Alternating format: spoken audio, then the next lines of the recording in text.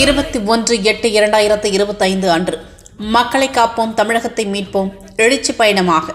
காஞ்சிபுரம் வாலாஜாபாத் ஸ்ரீபெரும்புதூர் தொகுதிக்கு வருகை தரும் புரட்சி தமிழர் கழக பொதுச் செயலாளர் எடப்பாடி பழனிசாமி அவர்களை வருக வருக என வரவேற்கிறோம்.